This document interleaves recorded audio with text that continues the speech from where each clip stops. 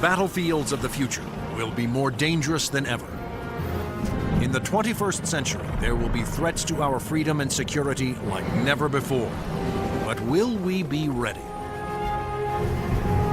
Battles will be fought on land and sea, but they will not be won without supremacy in the air. Enter the incredible world of 21st century combat.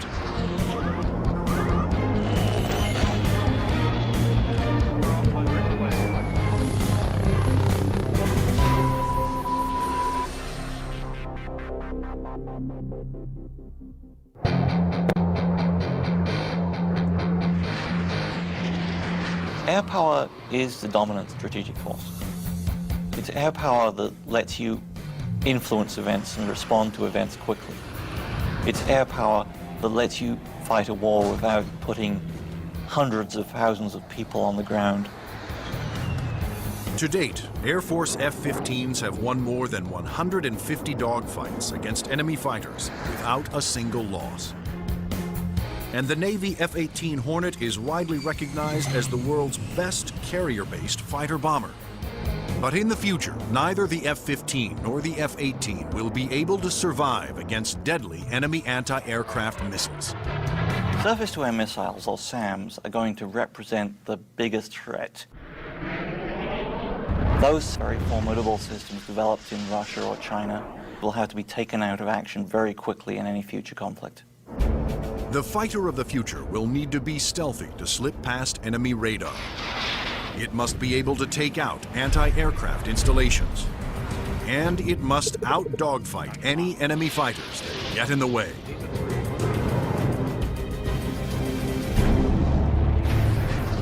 That future fighter is already here. The F-22 Raptor, the air dominance fighter of the 21st century. Developed by Lockheed Martin, this advanced tactical fighter has been designed to be the first plane to cross enemy lines, clearing the way for all other forces.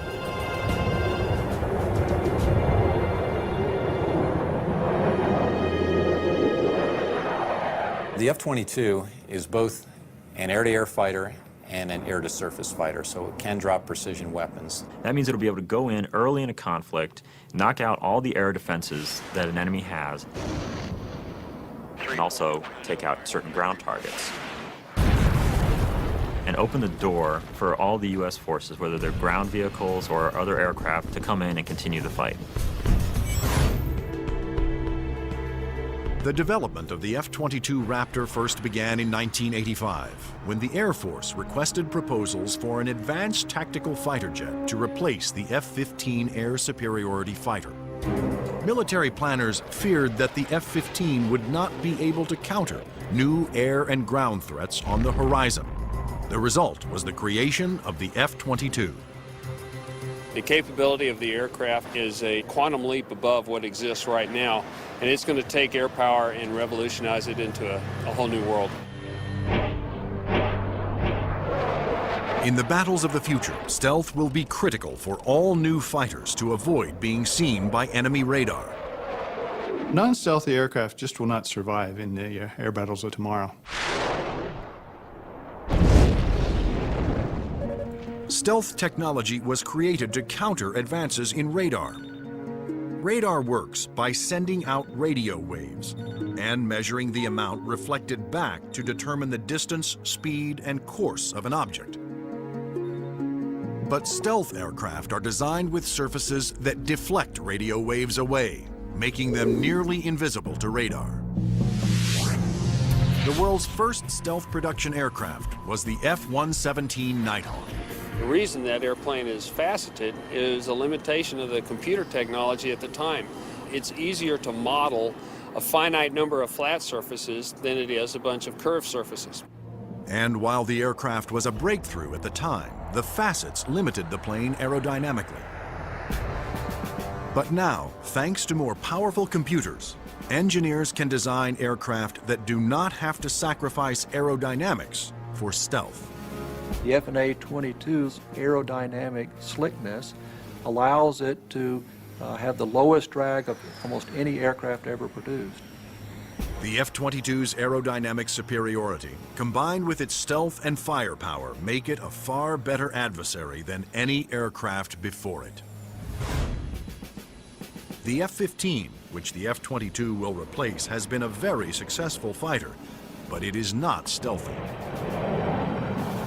The F-117, while stealthy, carries no air-to-air weapons and is not designed for air combat. It relies on stealth and mission planning to protect itself. But the F-22, on the other hand, is not only stealthy, but comes with a full complement of air-to-air and air-to-ground weapons. The primary armament is in weapons bays underneath the airplane, where we carry 6 medium-range radar-guided missiles.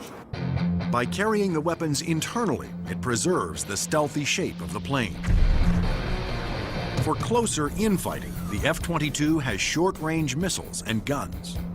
Behind these two doors right here is the side weapons bay. This is where we carry a heat-seeking missile.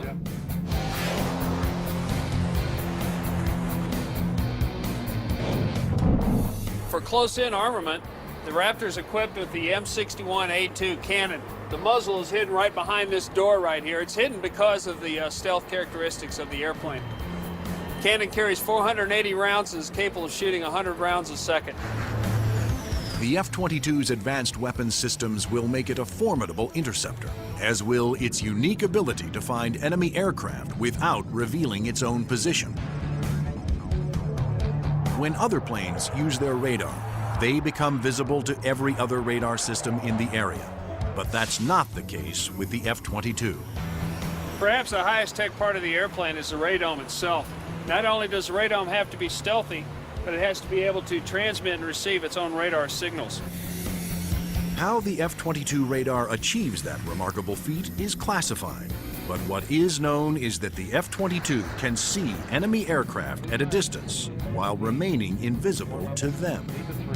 The first time that the bad guys will really know there's an F-22 in the area is when one of them blows up. Along with its advanced radar system, the F-22 is the first fighter to have super cruise, the ability to travel faster than the speed of sound without using its afterburners. A jet's afterburners boost speed by pouring fuel directly into the hot blast of the engines, adding fiery extra thrust. But afterburners are also wasteful, consuming enormous amounts of fuel, dramatically affecting the range and duration of a plane's mission. But the F-22 doesn't have that problem. Without using afterburners, it can supercruise at an incredible 1.5 times the speed of sound, over 1,000 miles per hour.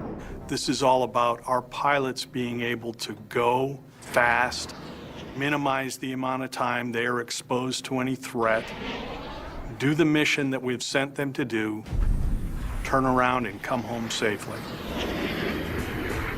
The F-22 is presently the only fighter in the world with supercruise, but it wouldn't be possible without a very unique set of engines. The goals for Pratt & Whitney were to provide a transformational engine that the Air Force needed, one that was stealthy, maintainable, and fast. The F-119 PW-100 was developed by Pratt & Whitney after years of research. It sets the new standard for jet engines. Along with its incredible supersonic ability, the F-119 incorporates thrust vectoring. Here we are at the rear end of an F-A-22 Raptor. First thing you'll notice are the nozzles for the F-119 engines. In flight, during a maneuvering dogfight, they actually move up and down and vector the thrust of the engine to provide maneuverability. It helps us turn inside any foe, maneuver at low or high speeds to outmaneuver another airplane or potentially an enemy weapon that's headed towards us. The F-22's stealth, supercruise, and vector thrusting are impressive breakthroughs, but its most outstanding feature may be its ability to nearly fly itself through advanced computerized controls. It relieves the pilot of all the duties, gives the pilot total freedom to just look out engaged in the combat scenario. In addition to monitoring its own performance, the F-22 constantly gathers data on other aircraft in the combat area and presents the most important information to the pilot. We're going to have information passed to us from either unmanned vehicles or from off-board sensors so that we can integrate data and use that information for targeting. And it's the way that we are driving our forces in warfare. We are much more integrated with both other services and with other platforms, and the F-22 fits right into that concept.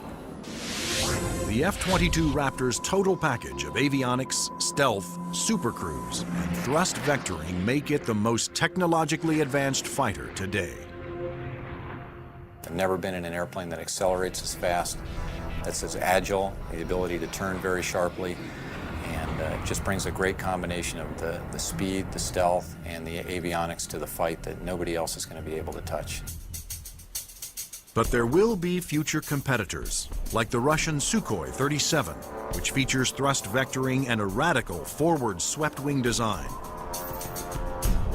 And the fifth-generation MiG, the 1.22, which some have nicknamed the F-22ski. The Russians are still very active aircraft developers. They've got a variety of technologies that they're continuing to improve upon and that can be made available to our future enemies. And so that's why we have to stay on top of the technology that we are developing and make sure that it is able to take out anything that other countries develop. When you look at the adoption by China of the Su-27 and the fact that it'll probably be modernized and improved, that brings up the need for more advanced fighter aircraft in the US. And that's one of the main reasons, I think, why the Air Force is so insistent on the need to have the F-22. In addition to Russia, other U.S. allies are producing advanced interceptors for export that are superior to the F-15, such as Sweden's JAS-39 Gripen and France's new Rafale. Germany, Italy, and the UK have joined forces to create a Eurofighter, the Typhoon. If these planes fall into unfriendly hands, the U.S. Air Force will need the F-22 to maintain their advantage. We're always going to go into war wanting to have that air dominance, and the F-22 is going to be the big boy on the block that can help us to do that. In future combat, the F-22 is to be joined by another stealthy aircraft, the F-35 Joint Strike Fighter, the ground attack bomber of the future. Designed for the U.S. Air Force, Navy, Marines, and Britain's Royal Navy, the question is, will it work for every user?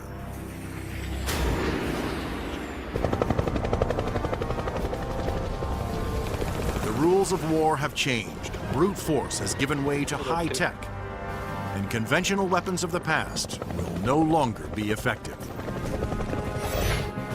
In future battles, the F-22 will be the first fighter to cross enemy lines, surgically removing air and ground targets. Next in, the F-35 Joint Strike Fighter, the attack bomber of the future. It will assume the air-to-ground attack role for the U.S. military.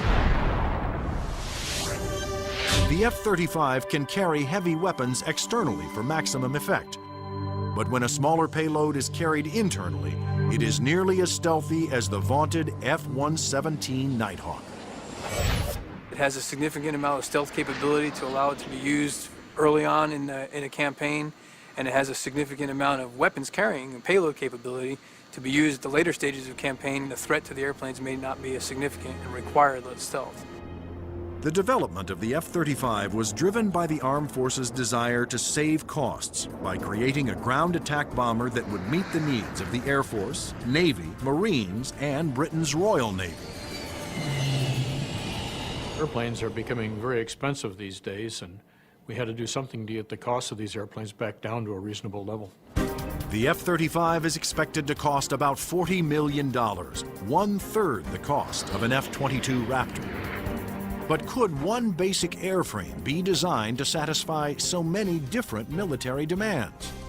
Each armed service wanted a stealthy ground attack bomber, but the Marines also needed a plane with short takeoff and vertical landing capability. The U.S. Navy required a craft with larger wings, heavy-duty landing gear, and an arresting hook for carrier landings. And the wings would have to fold up to save deck space. The size and scope of the JSF program is pretty significant. The airplane is being designed to replace the F-16 and the A-10 for the Air Force, the AV-8B for the Marine Corps, and the FA-18 for the Navy. Unlike the twin-engine F-22 Raptor, the F-35 Joint Strike Fighter was designed around a single engine to keep down not only costs, but weight. A lighter plane can carry more weapons. For the Joint Strike Fighter, one of the keys of its mission is the ability to handle a large amount of ordnance and bring it to an enemy site. That all works better with a single engine.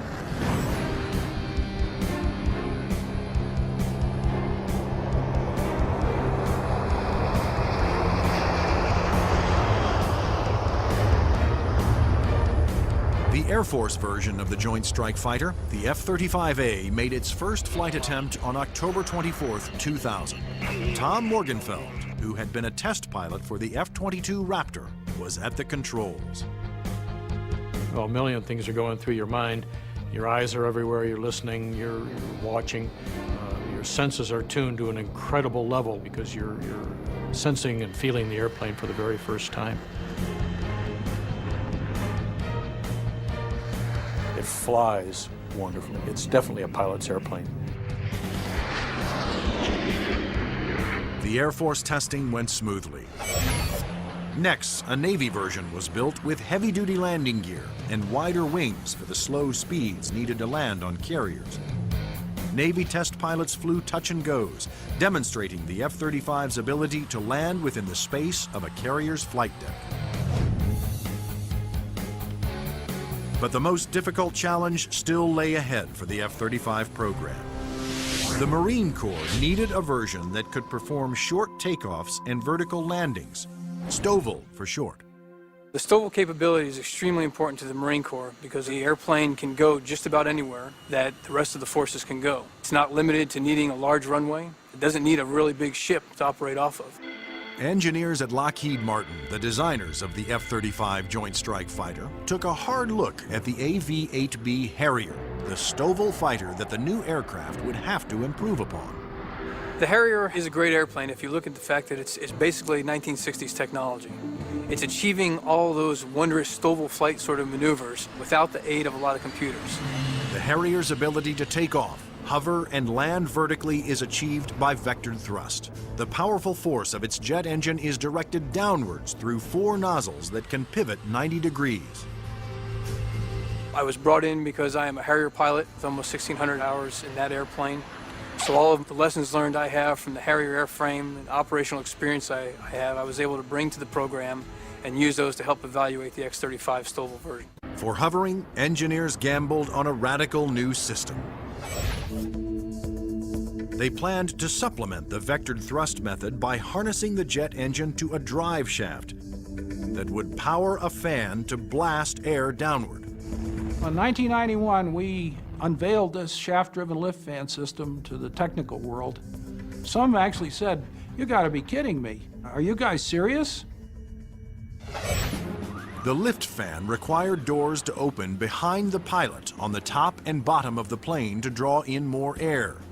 The fan would blast air down midship, while the jet nozzle in back swiveled, blowing its powerful exhaust down to create a balanced lift force. The shaft-driven lift fan system allows you to harness a lot more energy out of what the engine is producing. But harnessing a jet engine to a drive shaft proved to be extremely difficult. The mechanical energy we were dealing with in the shaft-driven lift fan system was very large. We had 28,000 horsepower being transmitted from the drive shaft from the main engine to the lift fan. And that's similar to the power going through a U.S. naval destroyer. The lift fan's ability to blend large amounts of cool air with the hot jet exhaust provided another important benefit. One of the things we learned in JSF was to combine the jet exhaust to get a lower combined temperature than the Harrier. This allowed us to avoid some of the problems with concrete where the concrete would actually burst and explode under the high temperature and high jet exhaust from the Harrier. At the Lockheed Martin test facility in Palmdale, California, the revolutionary lift fan system was put to the ultimate test, in the air. If the lift fan failed during hover, the plane would crash.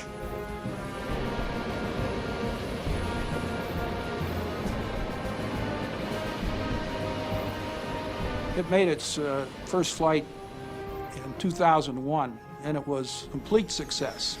And at that time, I didn't hear any more from the people who had been saying for years, this thing will never work. It worked.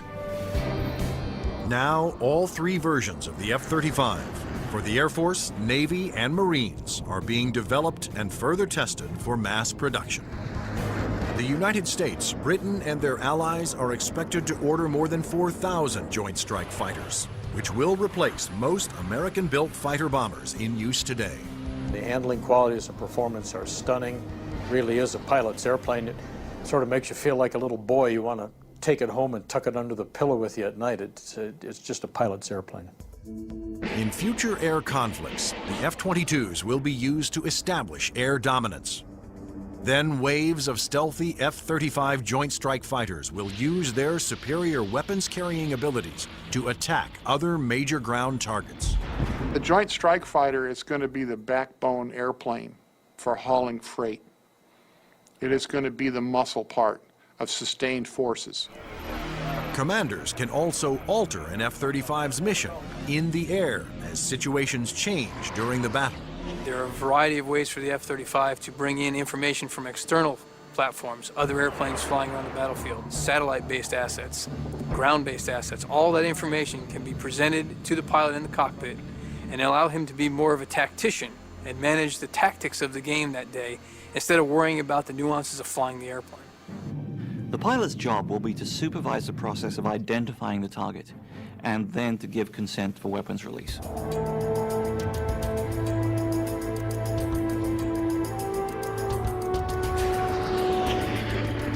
The Joint Strike Fighter will be able to carry a wide range of weapons, to include the heavier weapons such as the 2,000-pound bunker busters and 2,000-pound blast weapons.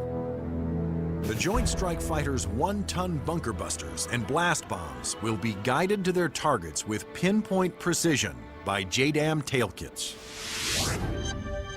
The Joint Direct Attack Munition, or JDAM, is a kit that can be put on any bomb to give it the brains to know where to go, and the movable tail fins to guide it there. JDAM is a guidance kit that came after Desert Storm.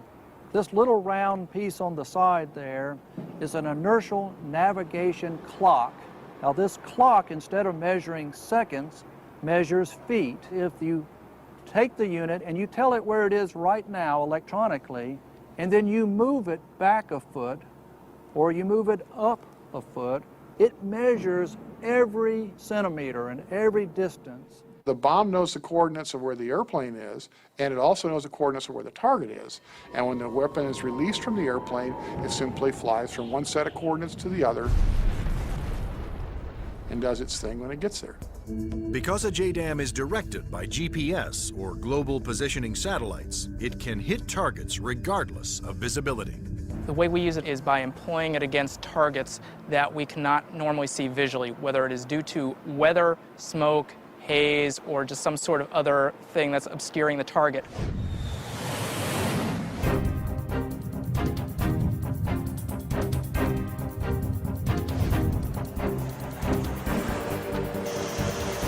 As a JDAM falls, its inertial clock keeps track of its position and signals the tail to make course corrections, directing it to the target.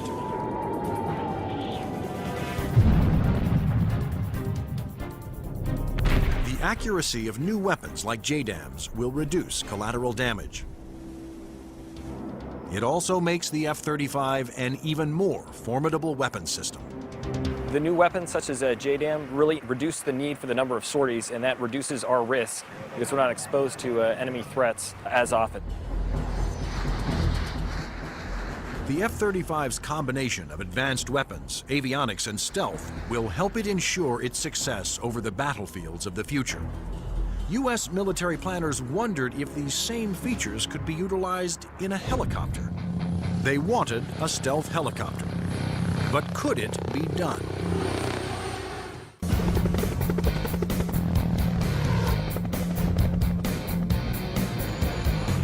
Over the last 50 years, helicopters have evolved from slow-moving multi-purpose support vehicles to fast-moving frontline attack ships.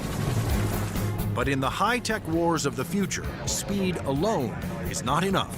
Information is the key. There's three elements that are critical to warfare. The ability for you to know more than the enemy, the ability to maneuver quickly around an enemy and gather more information about them, and the ability to provide precision firepower at the enemy. In future conflicts, after the F-22 Raptors and the F-35 Joint Strike Fighters have cleared the way, surveillance and attack helicopters will support ground troops as they move in to secure the area. We like to be down low where the action is, and we like to be down low where the threat can't see us. But at such low altitudes, helicopters are vulnerable to a wide assortment of ground-to-air weapons. All the simple systems, the guns, unguided rockets, the surface-to-air missiles, it's got to deal with all of that, and it's got to deal all of it effectively. The Pentagon has responded with a two-pronged strategy to counter this threat: inexpensive, expendable unmanned helicopters and stealthy manned helicopters. Unmanned helicopters will be primarily used for surveillance and for gathering targeting information. Fire Scout, designed by Northrop Grumman, was specifically developed to take off and land on Navy ships. However, the key to creating a successful manned helicopter for future combat is to make it stealthy like the F-22. But the question is, can it be done? Achieving stealth in a helicopter is different from stealth in a fixed-wing aircraft. You're concerned about different signatures: radar reflectivity, infrared, noise, all things that will give away an aircraft's position. Those signatures, like heat, smoke, and sound, put helicopters and their pilots at serious risk over the battlefield. All the small shoulder-fired missiles, which are very effective against helicopters, are heat-seeking infrared systems. The challenge for engineers was to create a quiet helicopter with very few signatures and a small radar cross-section. And that's exactly what Sikorsky has done with the new RAH-66 Comanche. In the Comanche, with all the stealth capabilities, we can defeat the radar threat. We can defeat the guy with the shoulder-launched heat-seeking missile. And from the guy popping up in the tree, our agility defeats him. Our small size, our quiet acoustic signature defeats him. Often the first thing you hear from a helicopter is the sound of the wake from the main rotor hitting the wake from the tail rotor. In the Comanche, the fan tail is shrouded, so there is no interaction between the fan blade tips and the main rotor tips, and it's also canted slightly. And those all contribute to reducing the acoustic signature. Engineers also experimented with the main rotor to find a quieter design. If you look at a Comanche, it's got a 5-blade rotor, and what that does is it cuts down the normal chop, chop, chop sound from a helicopter into a more discreet whir that kind of blends into the background. Reducing the heat signature of a helicopter is also essential to making it more survivable. When you look at a Comanche, the first thing you ask yourself is, where's the exhaust? Where does all this hot air get out of the engine? The Comanche's exhaust actually escapes through the tail boom, where it is instantly dispersed by cool air from the rotor. That missile has to have something to home in on, and that's a heat signature. Comanche defeats that by the engine exhaust being mixed with ambient air and cooling it so that there's no longer a heat plume for that missile to home in on.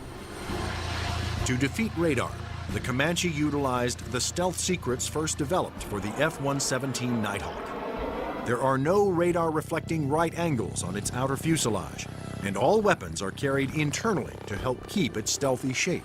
What's interesting about the helicopter is some of the things that achieve stealth actually make the helicopter better. Things like the retractable landing gear and the retractable weapons bays, that also makes it sleeker and faster. So once you've bought into the stealth part of it, you get other superior attributes. The main role of the Comanche is to give commanders an overview of the battlefield by providing up-to-the-minute information. Comanche is going to be basically their flying cavalryman. It's going to dart in and out, slash and cut, be a reconnaissance vehicle. As Comanche's two pilots gather data, their computer shares that data with other Allied forces. When the Comanche finds the enemy, he's going to kind of direct like a quarterback to apply the firepower to defeat that enemy.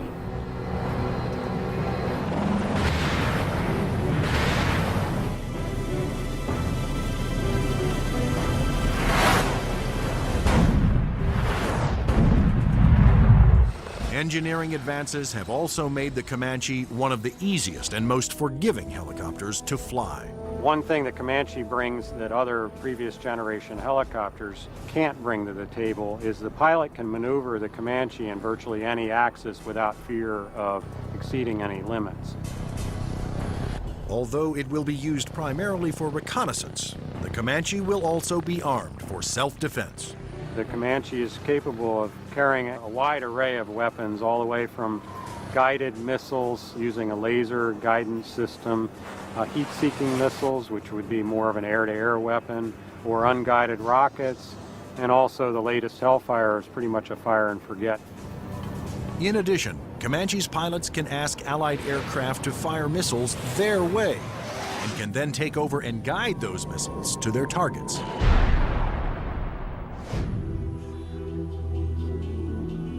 If the Comanche is hit, its computer system can often fix itself by reassigning vital functions to undamaged computer cards. This is where the computer brain of the Comanche is.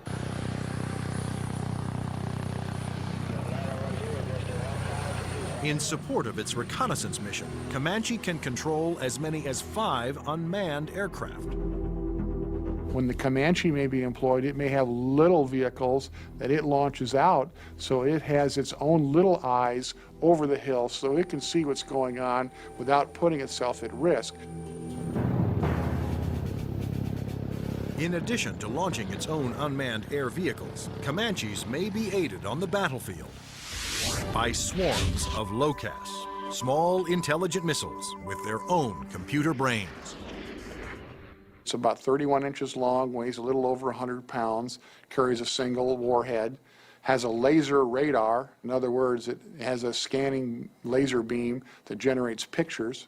The LOCAS also communicate with each other and cooperate in searches and attacks. You could have a swarm of LOCASes, each of which has its own eyes, each of which is thinking, but each of which is communicating with each other. Send that imagery back to the operators who could either use these as surveillance probes or, in fact, as weapons themselves. Weapons like LOCAS reflect the trend toward electronically linking all Allied forces and weapons so that information can be shared and used by all.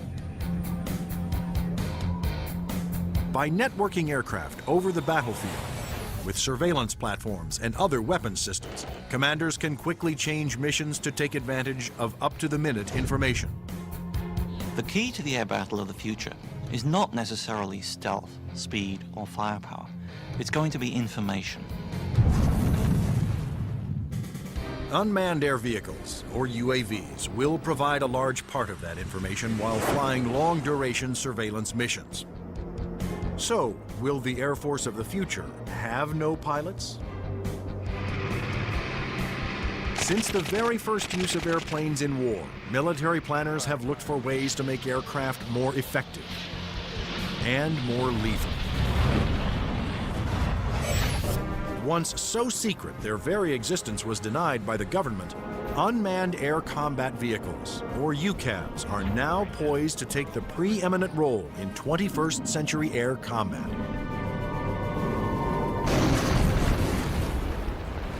UAVs are certainly going to change air power in the 21st century. You can see it starting to happen today, but what we're looking at now is just the beginning, because there's going to be more of them, and they're going to be better. Unmanned aerial vehicles allow the military to do more with less, to put more aircraft into the air than you otherwise would be able to because of the limited number of pilots that you might have, or where it might be too risky.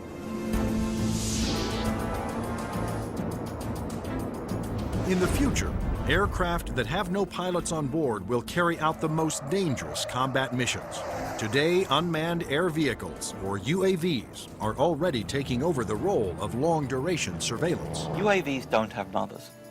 You lose a UAV in combat and nobody bats an eyelid. One of the earliest surveillance UAVs was the Predator. It was developed in the early 1990s. When you look at Predator, basically they start off as being long-endurance systems that can really persist over the battlefield. In Afghanistan, Predators provided critical real-time intelligence. And it was there that a Predator made an amazing transformation from surveillance to armed aerial attack. It fired a Hellfire missile, an Al-Qaeda convoy, and destroyed one of the vehicles in there. And at that point, it crossed the line from an unmanned aerial vehicle into an unmanned combat aerial vehicle. Today, the new Predator B can carry up to 10 Hellfire missiles. Of course, its primary mission is still what the military refers to as ISR, or Information, Surveillance, and Reconnaissance. It's basically a poor man's satellite. I mean, you can bring it in and let it dwell in an area. UAVs transmit important visual information to battlefield commanders via satellite or other data links. Once targets had been located, identified, and cataloged, these could be disseminated to other weapons or weapon systems. Reconnaissance UAVs have multiple ways of conducting surveillance. On clear days, they use specially stabilized optical lenses that can zoom to high magnification. At night, they use infrared, and under adverse conditions, they use synthetic aperture radar to pierce the thickest clouds, sandstorms, or oil field smoke. When the radar is reflected back, it can also be used to create a 3D image of objects. If the enemy chooses to use countermeasures or decoys or deception techniques, having to beat 3 systems is a lot harder than 1. The success of the Predator paved the way for the development of an even more advanced high-altitude jet-powered UAV by Northrop Grumman. It's called the Global Hawk, but unlike the Predator, it was designed to take off, fly its pre-programmed mission, and land all on its own, thanks to the GPS, or Global Positioning Satellite System. The Global Hawk is basically a much larger version of the Predator. It has higher altitude capabilities, increased payload. It can carry a lot more sensors, a lot more communication devices, and it can loiter over a battlefield for up to 35 hours. The Global Hawk can stay aloft for a day or more, providing constant near real-time video surveillance over an area the size of Illinois. Predator and Global Hawk give us an up-close view, which is something you can't get from a national asset, which would be a satellite type of thing. Though still in development, the Global Hawk had a dramatic impact during Operation Iraqi Freedom. A single prototype provided information to Allied forces on 55% of all time-sensitive targets, including mobile Scud missile launchers.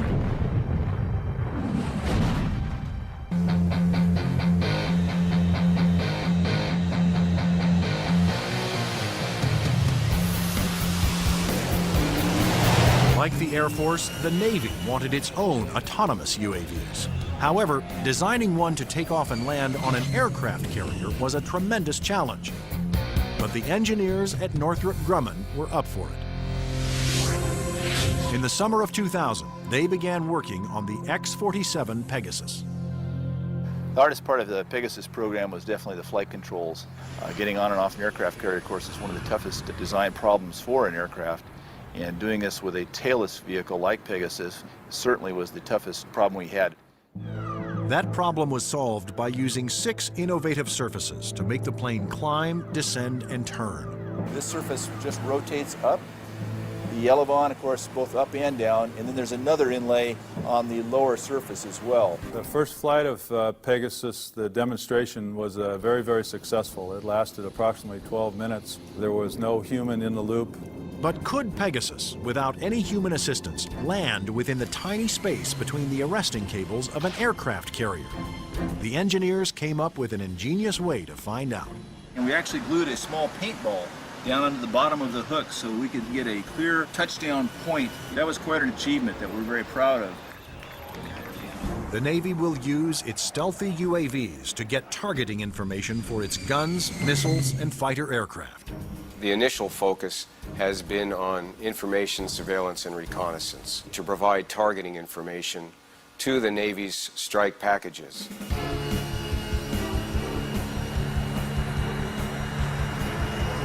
But many future UAVs, such as Boeing's X-45 unmanned bomber, will be heavily armed.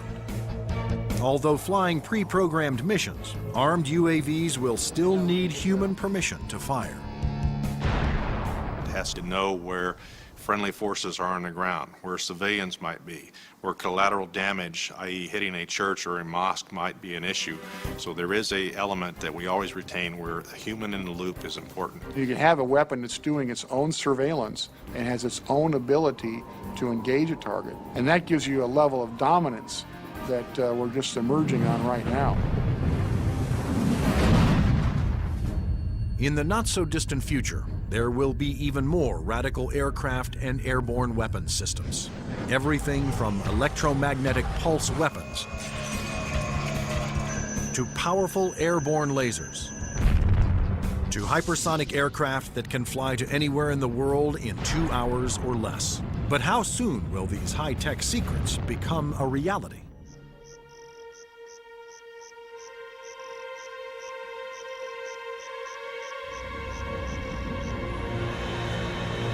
The enigmatic F-117 stealth jet flew in secret for 10 years before its existence was revealed to the public.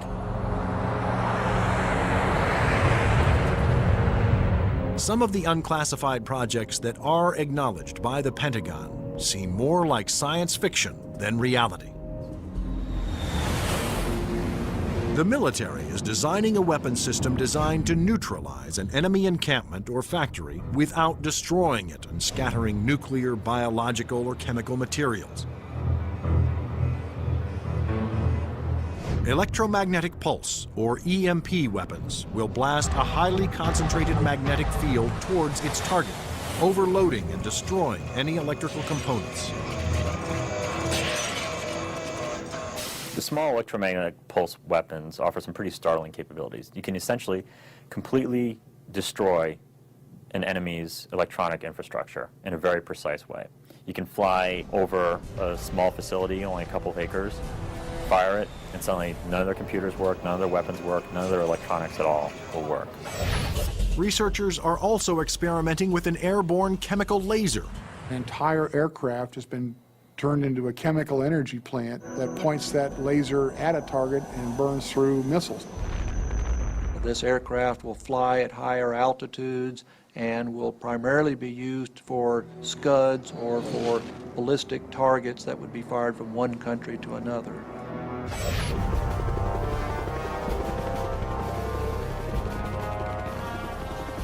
American generals don't want a fair fight.